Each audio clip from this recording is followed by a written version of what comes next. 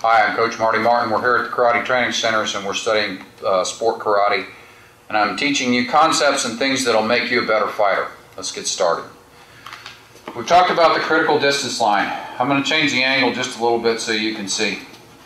We know what the critical distance line is. Now, John Eddie and I are standing a little bit closer to each other than we would if we were in a sparring ring. But the critical distance line is basically where you can touch. Now, that might be from leg to leg for kicks or hand to hand, but that critical distance line is where you know that you've got to cross. Once you cross that, you know that you can make contact with your partner. Well, what happens to some fighters is they get frustrated because they'll be here and you'll go to fire something like your back knuckle and there's this gap, all right? So when I do that, if John Eddie turns away, he can shoot his back kick up in there or his side kick up in there, and look at what the difference was.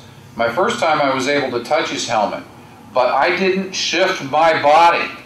I did not go body to body. What did I do? I crossed my critical distance line, but I got hit.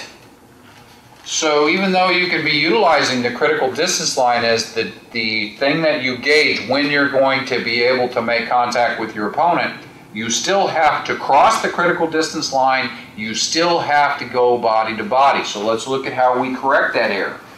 If I'm in position and I shoot my back knuckle out, what happens? He turns away, he throws that little back kick or side kick, okay? What happens if I cross that critical distance line when I do that? Remember now, we're going to shift our weight off our front foot. We learned that when we blitz.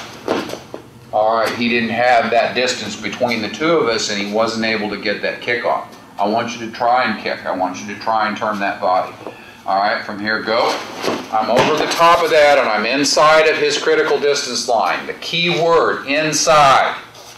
We have been able to cross the critical distance line, close the gap, go body to body, and then be able to make contact.